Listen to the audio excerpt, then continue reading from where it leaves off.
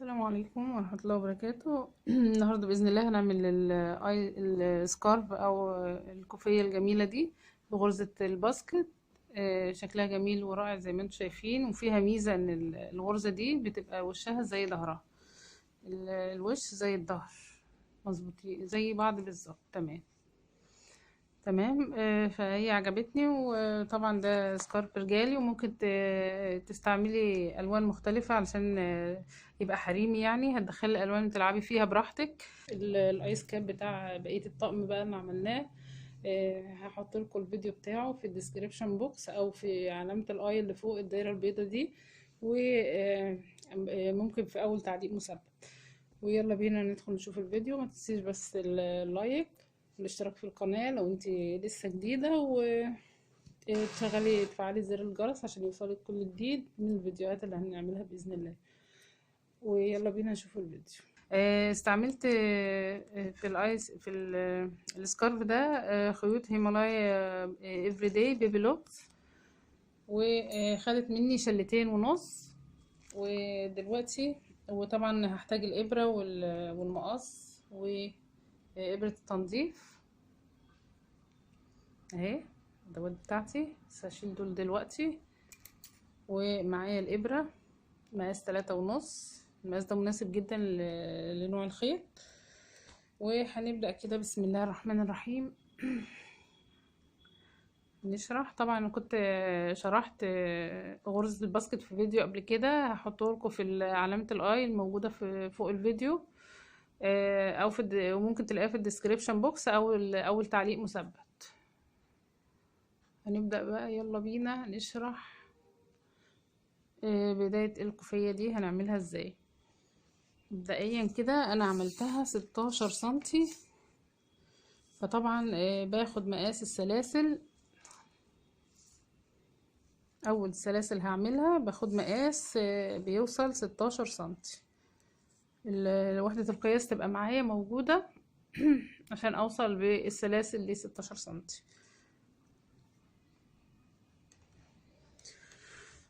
بسم الله. اجيب الخيط بتاعي وابدأ اعمل عقدة البداية كده.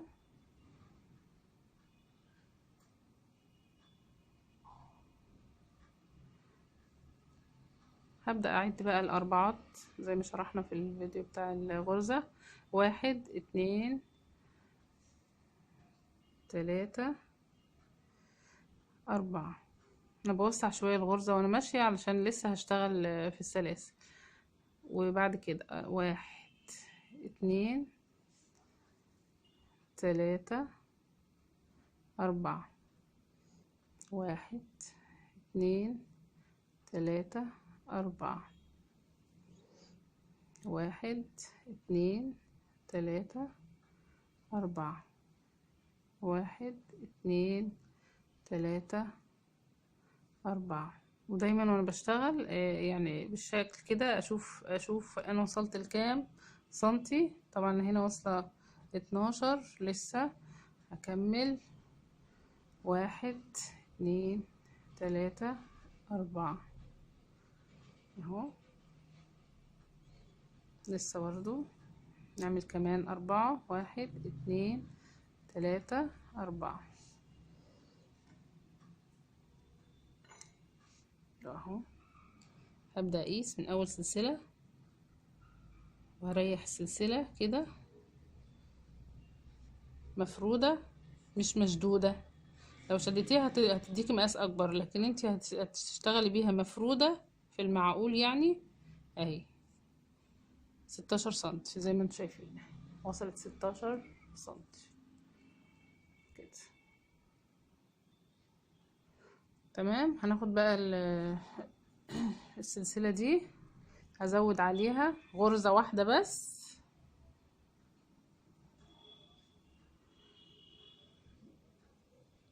غرزة واحدة بس اهي.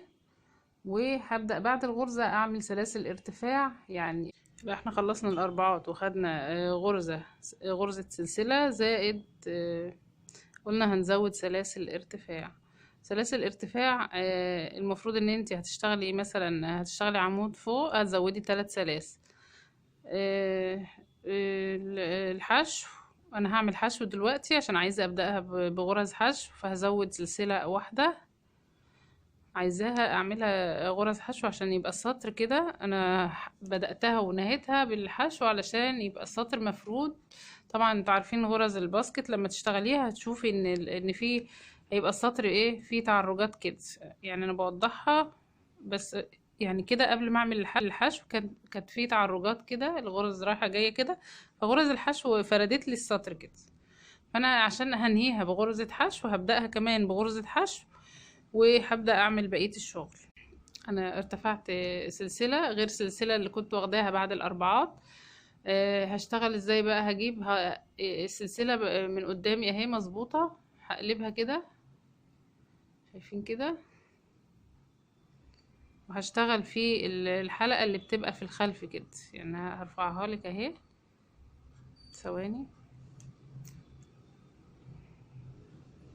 شايفين الحلقة بتبقى في خلف الغرزة اهي اهي، من هنا شايفين من ورا كده اهي حرف الفي موجود اهو. الحلقة اللي بتبقى في ظهره او في خلفه دي اللي هشتغل فيها، دي كده تمام. وهشتغل كل السطر على النظام ده. فانا طبعا هدخل كده وهسيب اول سلسلة اللي انا اشتغلتها للارتفاع، وادخل في اللي بعدها بالراحة كده.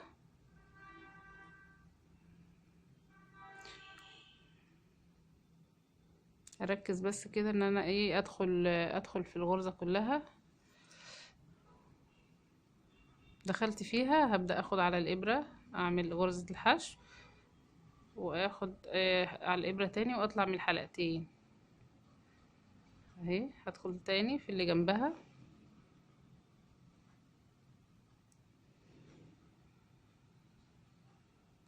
بالراحة كده،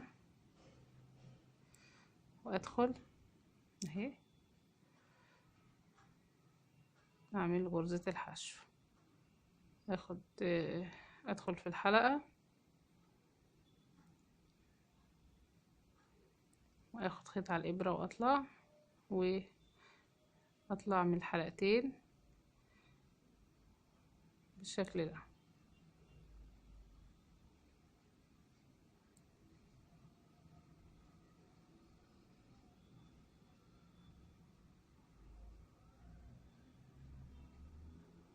واضحة كده اهي. بطلع منها، باخد على الابرة خيط واطلع، يبقى معايا حلقتين على الابرة، هاخد خيط على الابرة واطلع منها. شايفين كده الشغل؟ طبعا هكمل السطر كله كده، بس شايفين بقى الشغل في الحلقة الخلفية الحلقة اللي في ظهر السلاسل عملت ايه؟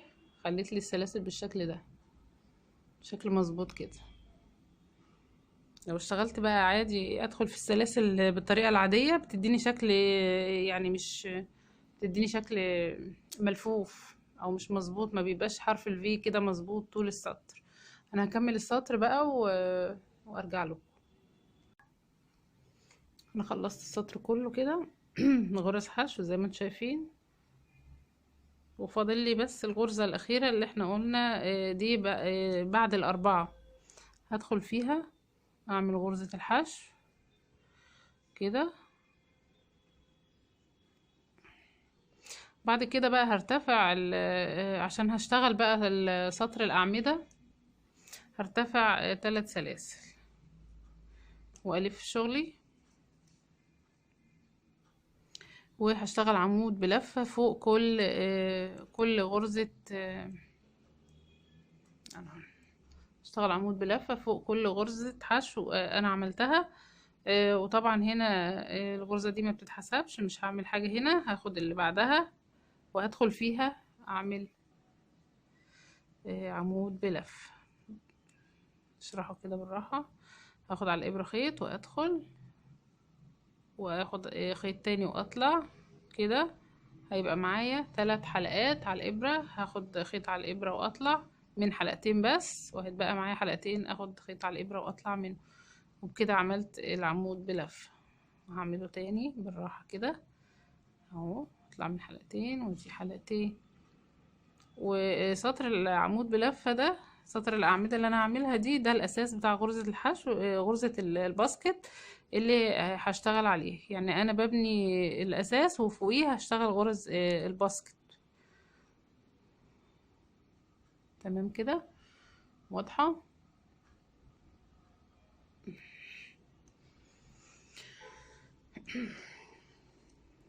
أنا هكمل بقى السطر كله وأرجع لكم في الغرزة الأخيرة نشوف هنعمل ايه فيها.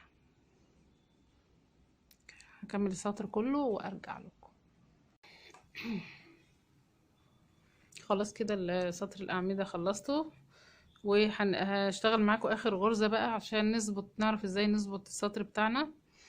طبعا انا كنت هنا ارتفعت سلسلة واحدة عشان غرزة الحشو، فهدخل فيها اعمل عمود بلفة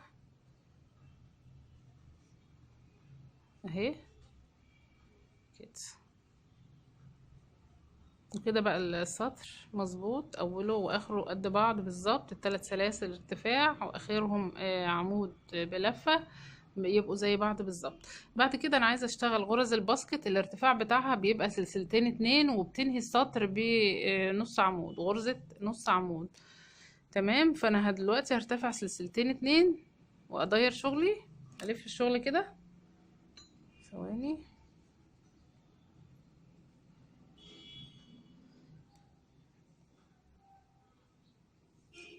لفيت الشغل، هبدأ بقى اشتغل غرز الباسكت.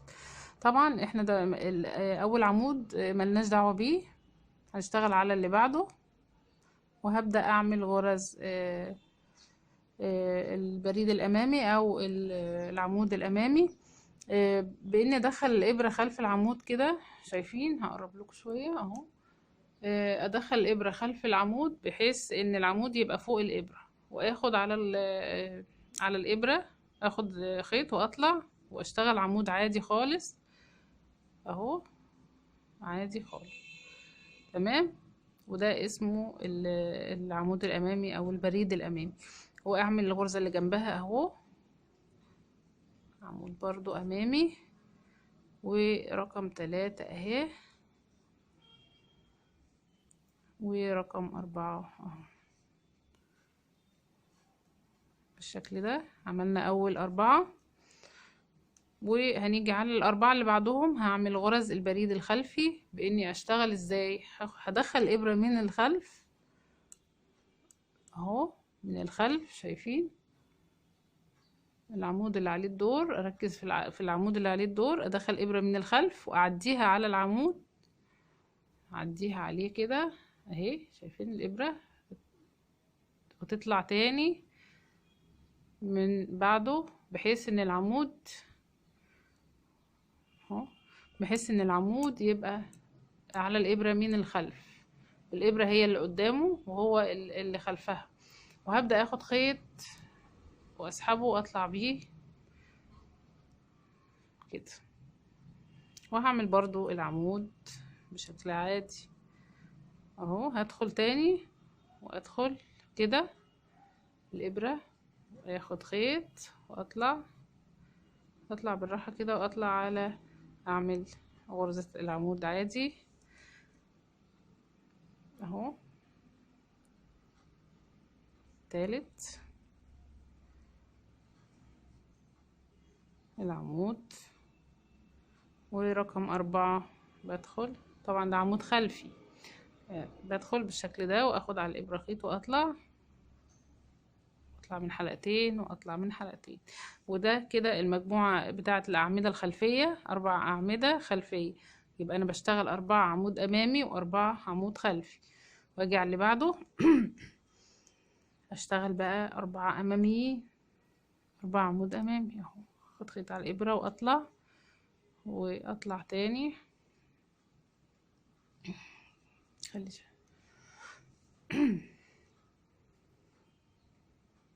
اهو رقم 2،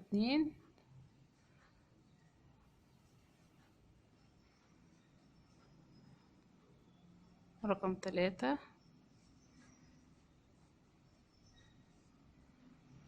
ورقم 4 عمود امامي بالشكل ده. هناخد اللي بعده، هناخد عمود خلفي اهو. شايفين الابره بتدخل من الخلف، انا بوسع نفسي كده وقت الشغل وهي بترجع تضم تاني اهو. واخد على الابره خيط واطلع من حلقتين واطلع من حلقتين، يبقى ده البريد الخلفي او العمود الخلفي اهو. اللي بعدها ادخل كده واخد واطلع واعمل العمود بنظامه العادي بعد ما خدته في الحلقة في خلف العمود اللي تحت، وده بيبقى في الاخر بيديني شكل العمود الخلفي او البريد الخلفي اهو. شايفين شكله؟ ادي الامامي وادي الخلفي، امامي خلفي. طبعا المجموعات اللي احنا بنشتغل اربعات فهنقول عليها المجموعة الامامية والمجموعة الخلفية اهو. اللي بعدها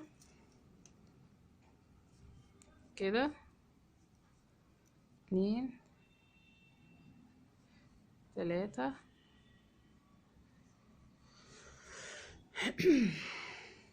4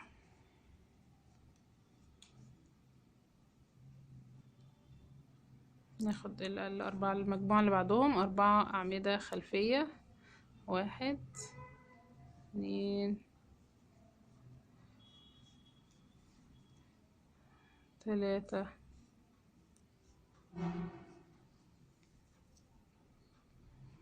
4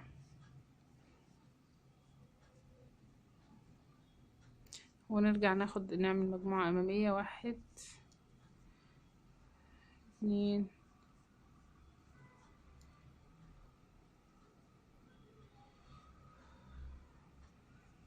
ثواني أسلك الخيط. عملنا عمودين أماميين. هناخد بقى رقم 3 اهو، عمود أمامي، ورقم 4 معايا اهو. هيتبقى لي بقى آخر حاجة في السطر غرز الارتفاع اللي كنت عاملاه في السطر اللي فات، هشتغل فوقيها نص عمود. هاخد خيط على الإبرة كده وأطلع، هيبقى معايا 3 حلقات. هبدأ اخد ال3 حلقات مع بعض مرة واحدة خلاص، وبعد كده هعمل سلسلتين ارتفاع واقعد الف الشغل واجي على الحلقات اللي هي قصدي الاربع غرز او المجموعة اللي هي كانت امامي اعمدة امامية، لما لفيت الشغل بقت قدامي اعمدة خلفية، وهشتغل عليها بنفس النظام اعمدة خلفية. لما غيرت الشغل بقت خلفية، هشتغلها زي ما هي كده عشان في الاخر تديني شكل الباسكت. عمود خلفي. طبعا تاني سطر في غرزة الباسكت بيبقى زي اول سطر. تمام. ادي عمود خلفي رقم 3 اهو، والرابع برضو عمود خلفي. سهلة كده. خلصنا اول مجموعة، هنيجي على المجموعة اللي بعدها، وهي طبعا كانت في الخلف كده عاملينها خلفية، فعشان اكمل شكل غرزة الباسكت هشتغل نفس النظام. العمود الخلفي اللي بقى امامي قدامي كده هشتغله امامي كده، واجي على اللي بعده اشتغله امامي، لان احنا بنشتغل مجموعات اربعات، وطبعا هيبقى نظام شغلي كده. المجموعة كلها 4 غرز، ورقم 4 وهكذا. اللي جنبه هخليه طبعا كان في السطر اللي فات امامي، ولما دايرت الشغل بقى خلفي، وهشتغل برضو الغرزة الخلفية اهي على اول عمود وتاني عمود اهو هدخل واعمله،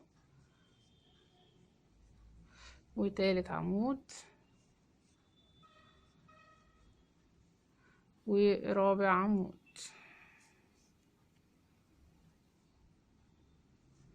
خلفي.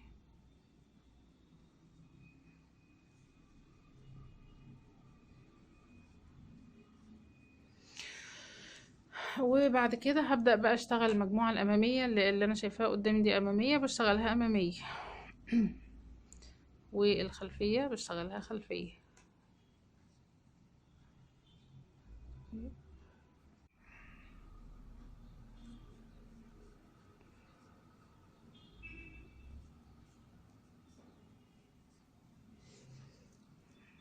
على الخلفية اشتغل خلفية.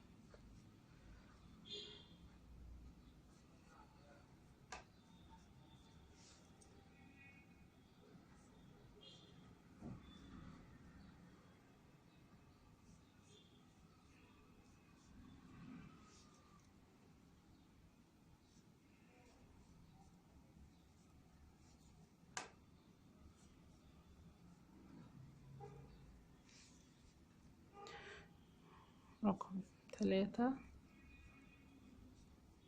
وادي رقم 4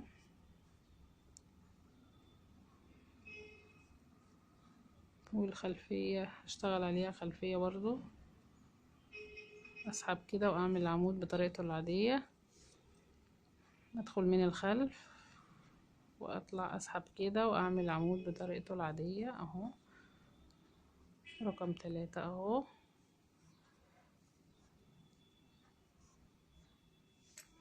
ورقم 4 طبعا في لفة كده غريبة شايفين، يعني انا قدامي كده شايفة الدنيا فيها حاجة غريبة متكعبلة، فلازم ارفع عن السلاسل كده لانها بتبقى نازلة كده، ارفعها عشان اوضح العمود الاخير عشان ما انساهوش وما اتلخبطش اهو. ودخلت من خلفه وطلعت وعملت عمود بطريقته العادية.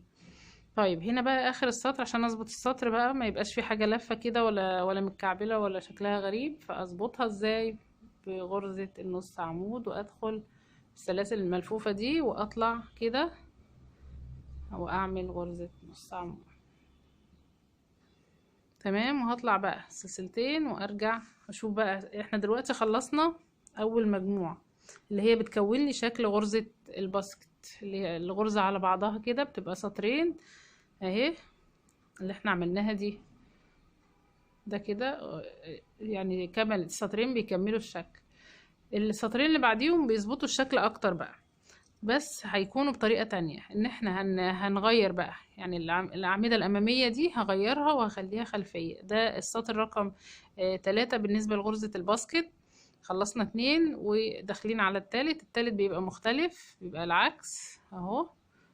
هاخد عمود خلفي على اول عمود، طبعا ده هنا بسيبه وبدخل على اللي بعده واعمل غرز عمود خلفي اهو، واللي بعده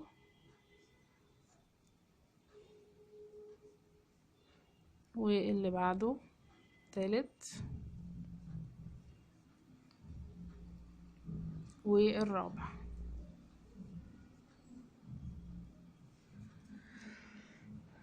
هاجي بقى على المجموعة اللي بعدها كانت عمود خلفي، هبدأ اخليه اشتغل فوقيه عمود امامي.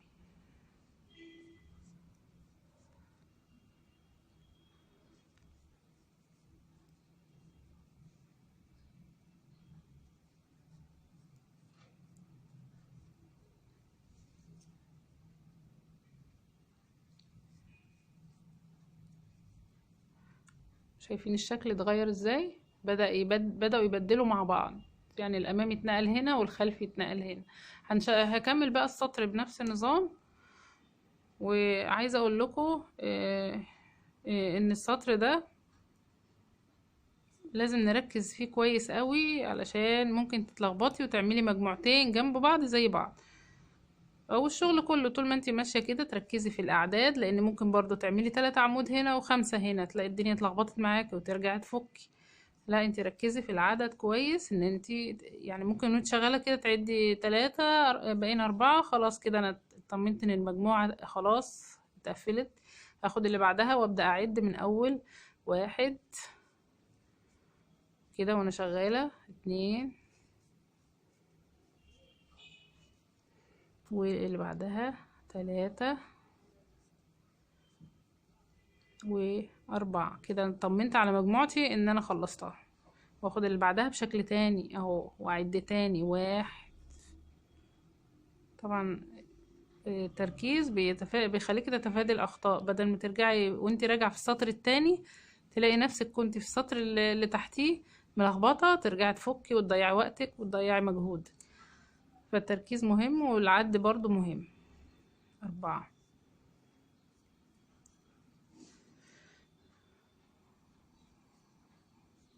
المجموعة اللي بعدها بنخلف الشكل وهوريكم.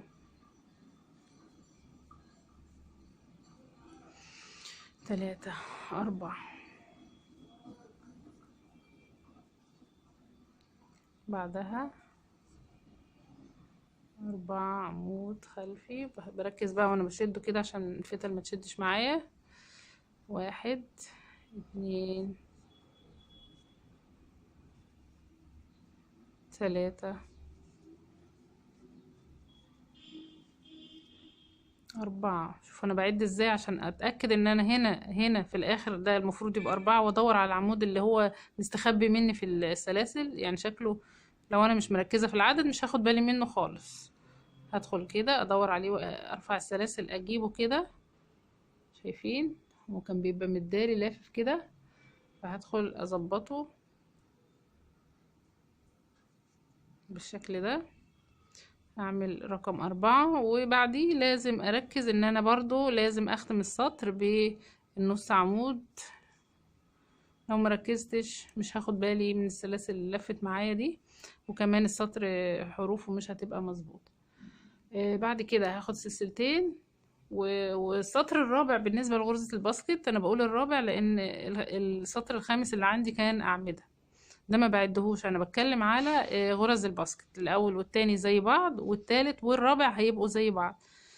يعني هعمل الغرز امامي العمود الامامي اهو، والتاني امامي. طبعا بكمل المجموعة كلها. 3 و4. واللي بعده خلفي. طبعا بدخل اعمله خلفي تاني اهو، غرزة عمود خلفي، واعد رقم 1 رقم 2 رقم 3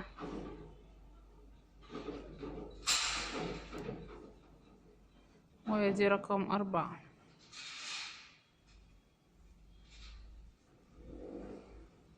تمام. والمجموعة اللي بعدها هتبقى العمود الامامي، هشتغل عمود امامي، واللي بعده عمود خلفي هشتغل وهكمل السطر وارجع لكم واوريكم شكلها بعد ما خلصت السطر اهو. شايفين شكلها. بعد كده هاخد الغرزة الأخيرة، السلاسل اللي قلت عليها بتلف كده وتتدرى مني. هاخد أعمل نص عمود في السلاسل دي اهي. خلاص كده كده لاحظنا بقى ان السطرين كل سطرين زي بعض، كل سطرين زي بعض. انا كده خلصت السطر التاني الرابع. هبدأ السطر الخامس. بالنسبة لغرز الباسكت برضو زي ما قلنا هناخد سلسلتين ونلف الشغل، واعمل على الأعمدة الخلفية أعمدة أمامية، لأن أنا هرجع تاني أعمل شكل جديد اللي هو اللي بدأنا بيه. يعني كل سطرين هغير الشكل. ماشي. هاخد الأعمدة الخلفية هخليها أشتغل فوقيها أمامية. تمام أهو، عمود أمامي. وأدي رقم 3 عمود أمامي، ورقم 4 بريد أمامي أو عمود أمامي كده. واشتغل اللي بعديهم الاماميين دول. المجموعة بتاعة الاعمدة الامامية هخليها الشغل اللي فوقيها خلفي. هدخل من خلفي كده واعمل اسحب العمود بتاعي واكمله غرزة عمود خلفي او بريد خلفي اهو. شغلها سهل جدا وشكل الغرزة بيبقى جميل. بس زي ما قلت لكم اهم حاجة التركيز. وعلى فكرة بتبقى جميلة قوي لو عملتي بخيط تخين عن كده، بيبقى شكله جميل برضو وبينجز معاك في الشغل. اهو الخلفية هنعملها امامية اهو.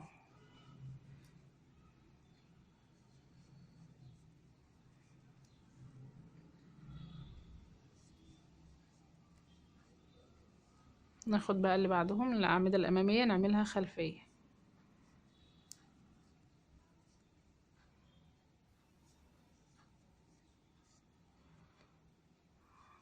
هكمل السطر انا بقى عشان الوقت طول معانا. خلصت العمود الرابع، بعد كده ادخل على اخر حاجة اللي هي السلاسل، هشتغل فيها نص عمود، وبعد كده اخد سلسلتين والف الشغل. طبعا هنا هشتغل، احنا اتفقنا كل دورين زي بعض. انا هنا عندي العمود الخلفي هشتغل عليه خلفي،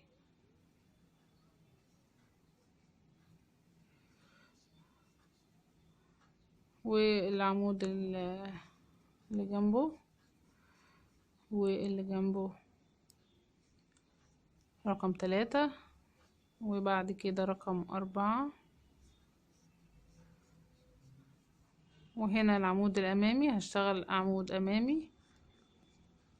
طبعا خلاص الشغل بقى سهل علينا، كل سطرين زي بعض، العمود الأمامي فوقيه أمامي والخلفي فوقيه خلفي، وبعد كده ألف الشغل وأعمل اللي بعده الأمامي أخليه خلفي والخلفي أخلي فوقيه أمامي، وده شكل الشغل.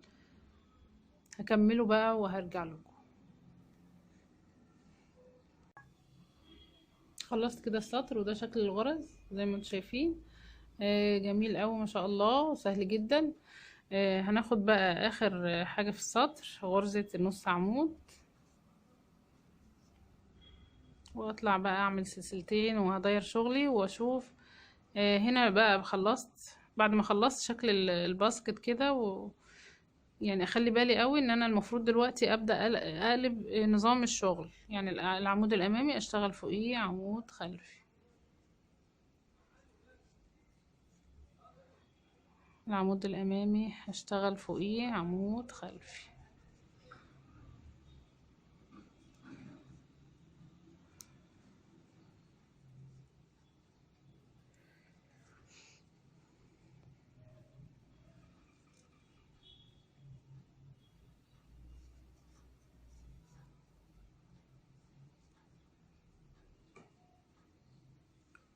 طيب المجموعة اللي بعد كده الخلفي، هاخد بالي انا خلصت مثلا دي علامة دي كده، 1 2 معايا، التالتة دي هشتغل فوقيها العمود الامامي، يعني خلفي هقلبه امامي، وهمشي على النظام ده لغاية اخر الكوفية. طبعا هكمل معاكم الكوفية اللي انا مكملتهاش، دي انا خلصتها، الكوفية التانية مكملتهاش هكملها معاكم. شايفين؟ هشتغل بقى لغاية ما ارتفع للمقاس اللي انا عايزاه، يعني انت شوفي انت عايزة تعمليها انا عاملاها 180 سنتي، فانت لو عايزة تعمليها 170 ماشي، 180 190 مترين بتبقى جميلة برضو. هكمل بقى نظام الشغل على نفس النظام وارجع لكم ونقفل الكوفية مع بعض. هعمل كمان سطر.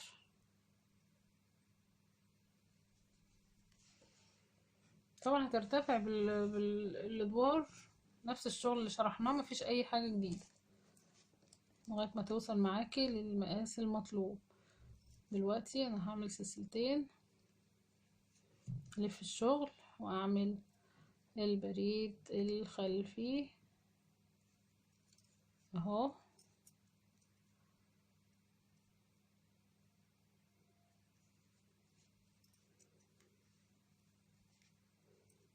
واللي جنبه برضو بريد خلفي،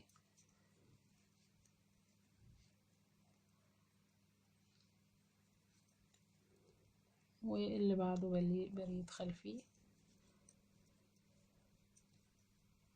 4،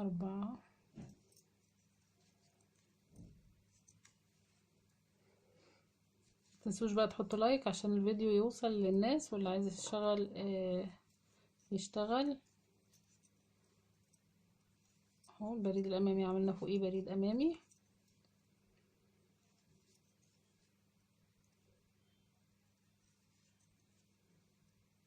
تمام اهو.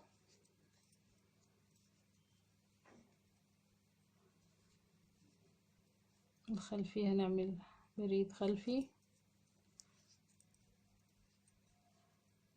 واللي جنبه خلفي، واللي بعده خلفي.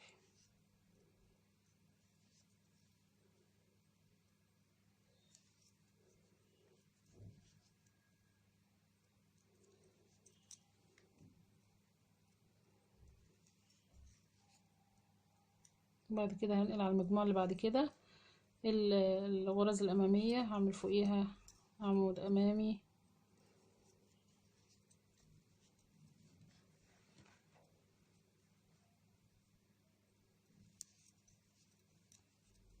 والخلفية هعمل خلفي.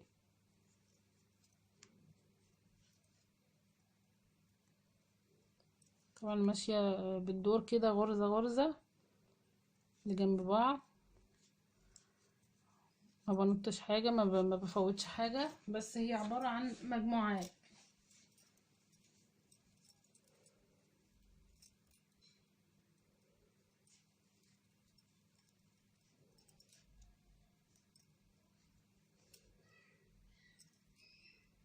ادي الرابعة، دي رابع غرزة في المجموعة دي. وبعد كده هنقل على المجموعة الأمامية وهعمل عمود أمامي.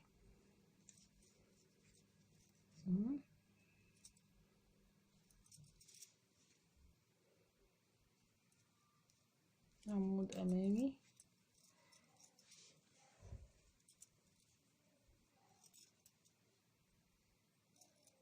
وآخر واحد أهو.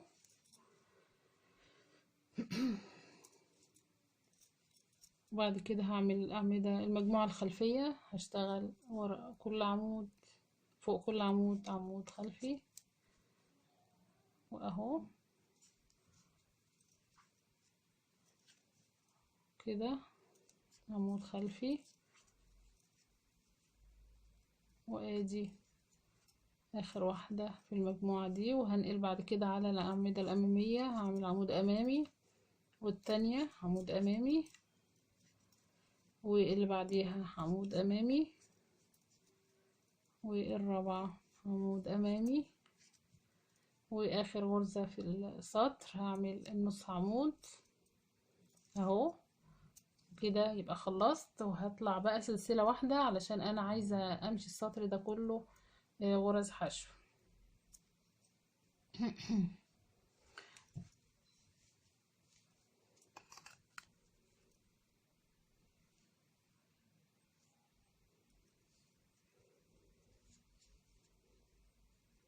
هشتغل فوق كل غرزة. طبعا هنا دي اقرب لكم شوية هنا بقى عشان ايه. هشتغل بقى غرز الحشو. هسيب اول واحدة اللي هي فوق، يعني غرزة الارتفاع فوقيها، هدخل على اللي جنبها وهعمل غرزة حشو عشان اظبط السطر، ما يبقاش هي طالعة في تعرجات زي ما انتم شايفين كده، شكلها بيبقى فيه تعرجات كده. فانا هحاول اظبطها بغرز الحشو. هدخل تحت تحت حرف الفي كده، وادخل اعمل غرزة الحشو، واللي جنبها غرزة حشو، واللي جنبها غرزة حشو، وهكذا لغاية اخر السطر. تمام. وهرجع لكم، هخلص السطر كله وارجع لكم. انا عملت كده غرز الحشو وبدأت تظبطها شوية اهي. واخر غرزة هعمل فيها غرزة الحشو برضو، وهبدأ اخد بقى سلسلة تأمين كده واقص الخيط، اطلع واجيب طبعا الإبرة التنظيف واشتغل بقى اخفي الفتلة اللي معايا دي.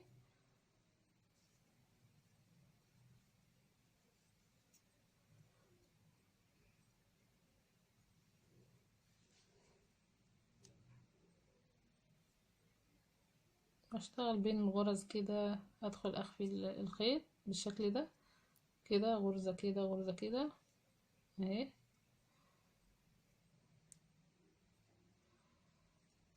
تمام.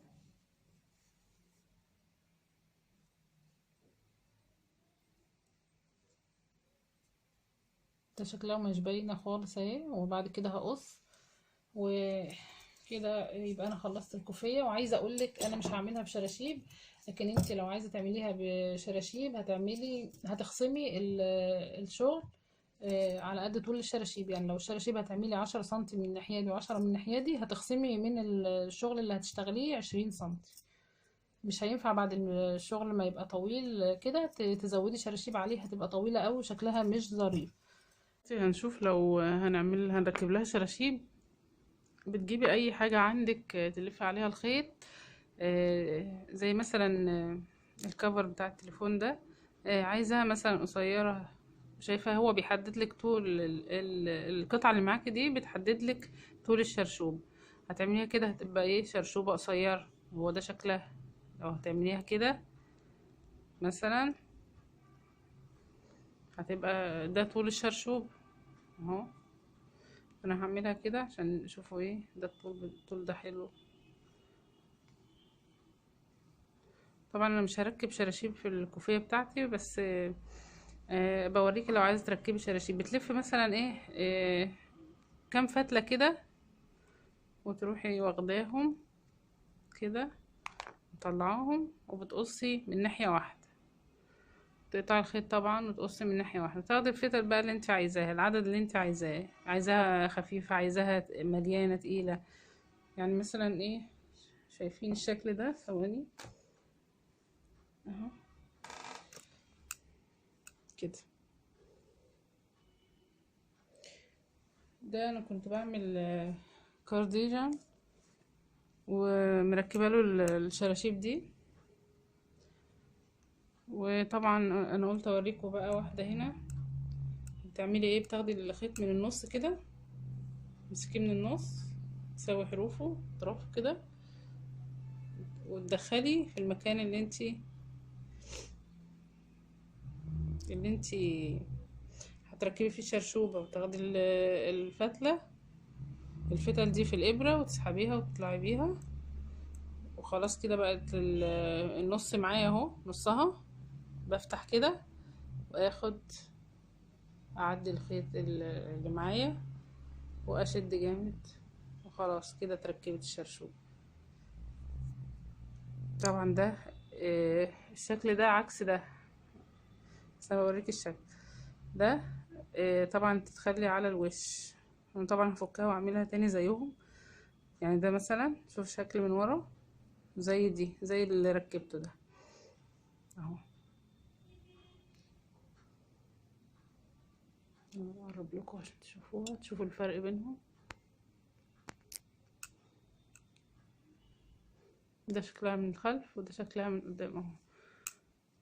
انتي بقى هتظبطي توزعي على حسب اللي انت عايزاه واسعة او قريبين من بعض بالشكل ده زي ما انت شايف. انا يعني عامله له شراشيب طويلة، بس الكوفية طبعا مش هتحتاج الشراشيب الطويلة قوي كده. ماشي. وتوزعي بقى المسافات متساوية لغاية ما تخلص معاكي. مثلا اهي الكوفية دي مثلا اهي، تحطي على اولها واخرها، وبعدين تدخلي على اللي جنبه من هنا واللي جنبها من هنا، وتوزعي وتمشي لغاية ما توصلي للنص. انت بتحددي قبل ما تركبي وتركبيه.